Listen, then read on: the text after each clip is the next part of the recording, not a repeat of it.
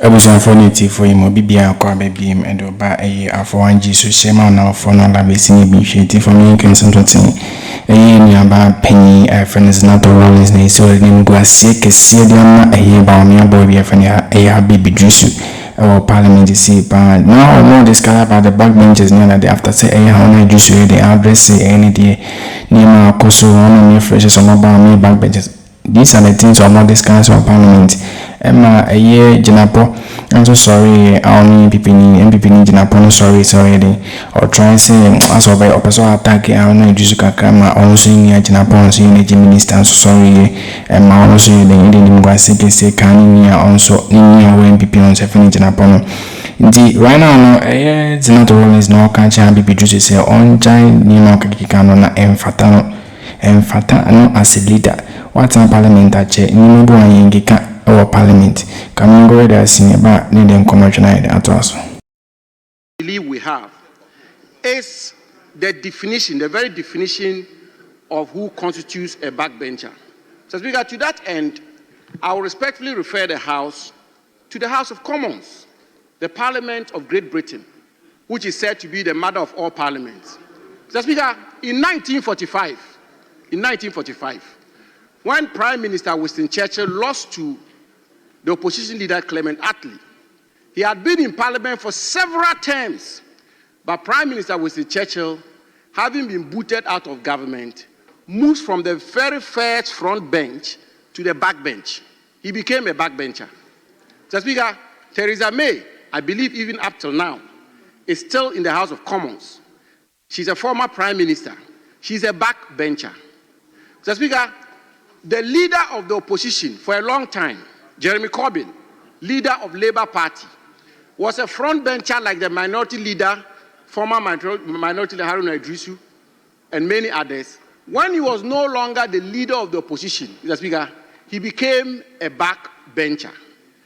But Mr. Speaker, the problem we have here is that, so for example, the Honorable Haruna Idrisu was in Parliament in 2005. He became a minister in 2009, Minister for Communication. By this definition, in the report, in the category of backbench, it cannot work. And so I find wisdom in deciding that the tenure of office or your years of experience ought to determine where you sit. And even in this Parliament, when we are doing sitting arrangements, your years of experience counts a lot. So I think that we shouldn't discount that at all. I can only relate to the Honorable Haruna Idrisu. When I entered here as a first time, a lot of people thought I stayed here for some time. And it's because people like Haruna Idrisu mentored us, and not just mentored us, they gave us the opportunity to speak. And for me, that is critical. On very critical matters, if it's for 4 people, they will pick 3 front benches and add a back bencher. And he will sit with you, walk you through, and show you how to speak. For me, that is more practical, that is more efficient, because if you allocate a day and say this day is for backbenchers, like Kabiru said, it connotes a certain mentality. So, Mr. Speaker, you may, as Speaker, want to guide us, but I would only appeal to leadership and to yourself, that even as we debate the key issues, once in a while, you can identify a backbencher. And I recall Professor Michael Quay, anytime we spoke, myself and Adongo, he would invite us to his office and encourage us, because he believed in in-depth knowledge analysis. And sometimes, even when he's giving you 3 minutes, when he realized that you are churning out facts and quoting, he will give you extra 2 minutes and say that this is bonus for exhibiting knowledge and a sense of maturity. And so, Mr. Speaker, let me thank you for giving me this opportunity to debate. I don't think our colleagues on this side are doing that, because there are too many. They don't even have time for their colleagues.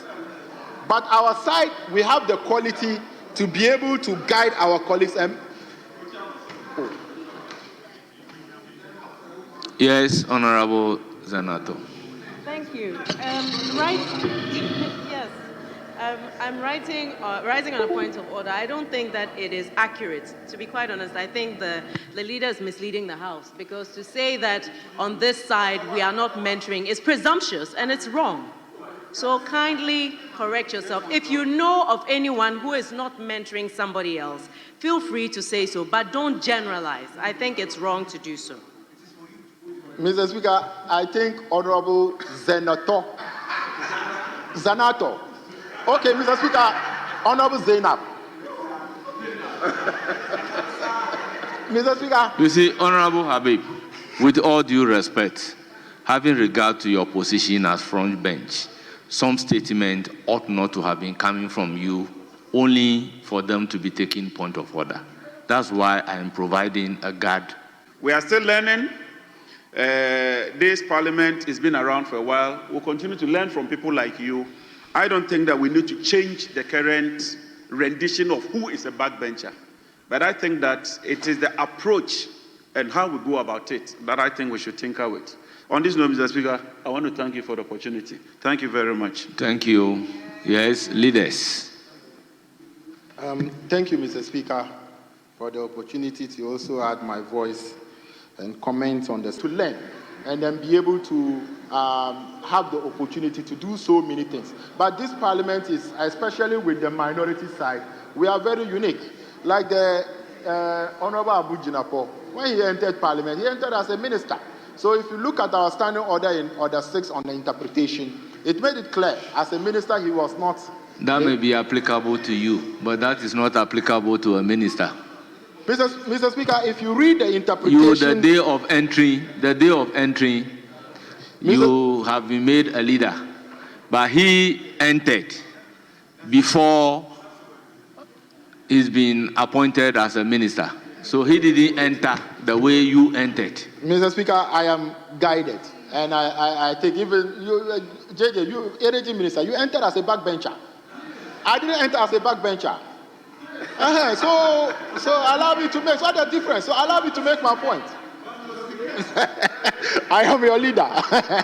Mr. Speaker, even though Dr. Kabiru tried mentioning many other names, you could see that some of our first-time MPs, especially in the minority side, hardly will you be able to identify their even first-timer or backbenchers when they are on their feet.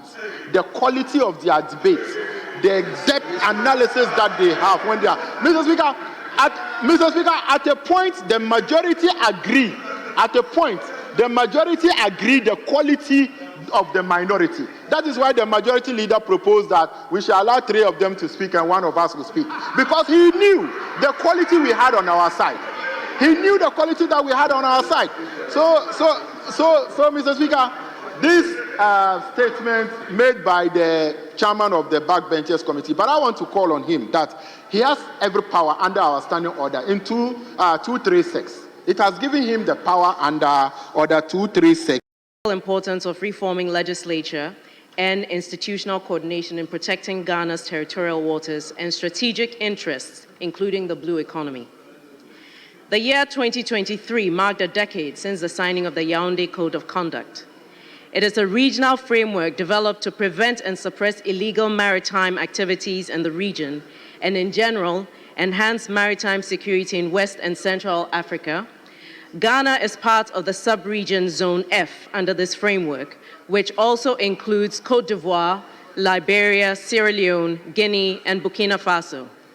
Zone F is managed by the Multinational Maritime Coordination Center with its headquarters located in Accra, precisely the Christiansborg Castle, Osu, in the Klote-Kole constituency, which I have the honor of representing in this House. Despite Ghana's prominent position, Mr. Speaker, our domestic legislative and institutional framework remain inadequate to match the scale and complexity of the maritime crime threat, which has transnational dimensions to it, and also a direct impact on our national security. Some of the challenges Ghana faces are as follows. Ghana has still not completely domesticated the United Nations Convention on the Law of the Sea, the principal international legal framework for maritime governance. The definition of piracy under the Criminal Offences Act 1960, Act 29, Section 193, is inconsistent with the Article 101 of UNCLOS, which has resulted in our inability to successfully prosecute acts of piracy under our laws. Lack of clear regulations and sanctions in place to address issues of crime at anchorage, especially since Ghana is both a coastal and a port state. Ghana does not currently have a standalone maritime offences law, the absence of which means that prosecuting for piracy and other maritime crimes is hampered by ability to respond swiftly and effectively, but it also undermines our commitments under international law. Our maritime insecurity arises from increased transnational organized crime, illegal, unreported, and unregulated fishing, environmental crimes and environmental degradation, disappearing biodiversity, and effects of climate change, to name a few.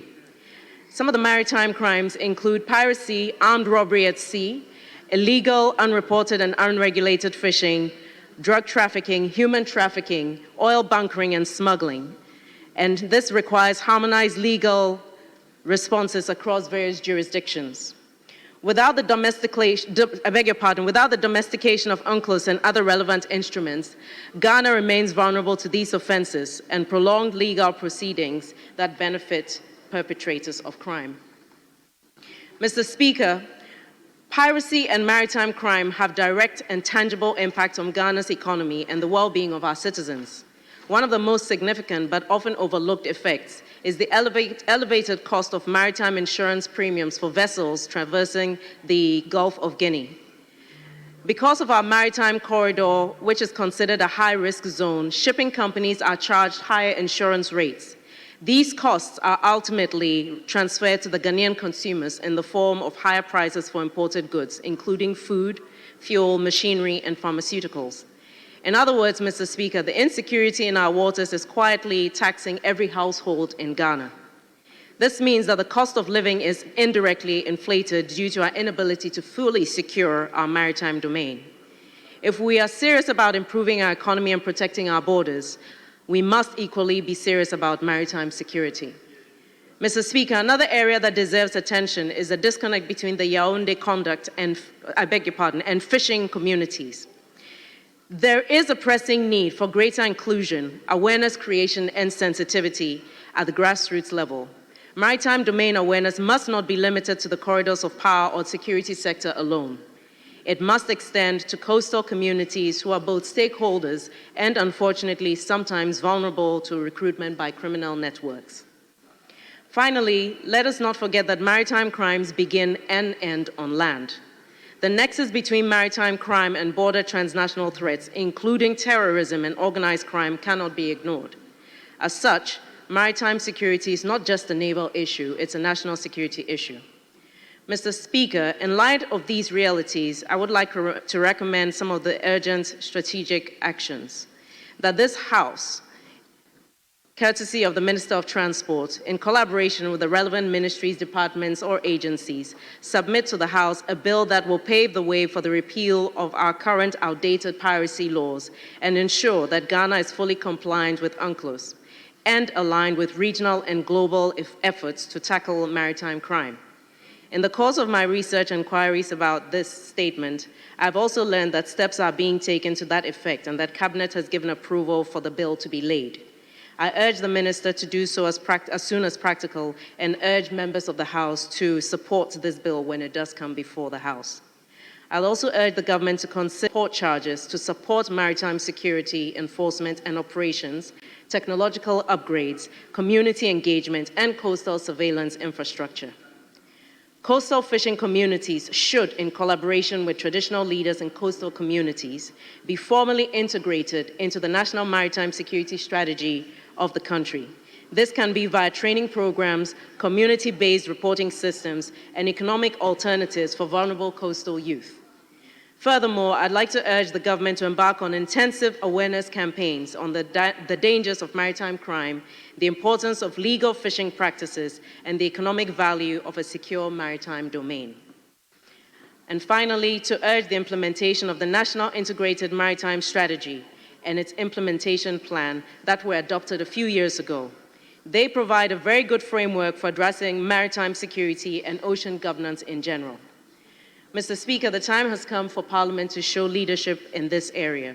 Let's prioritize the necessary legal reforms and work across the aisle to protect Ghana's economic interests, especially our blue economy, territorial integrity, and the safety of our people. In conclusion, Mr. Speaker, our maritime domain is not just a frontier. It is a source of trade, energy, nutrition, and sovereignty.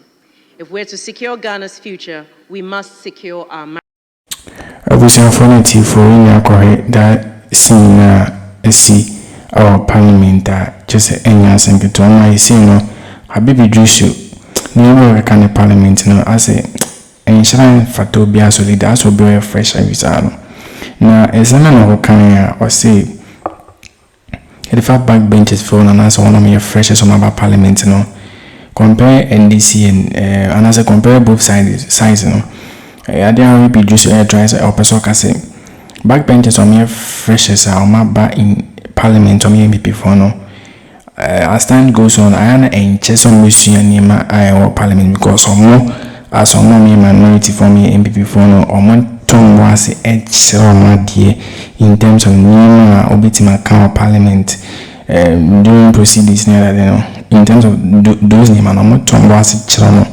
as compared to the other side here in this media as on shana DSA Tisobiafa Elikuma Kurugu Tisobiafa a year 1 in use mobile parliament in chat is offer a year Aquatia MP Nancy Oba on the Masa but on all trying episode chase guess I enka Aquatia MP no I will not sign that and gain demands crown pono non quoting Casa parliament.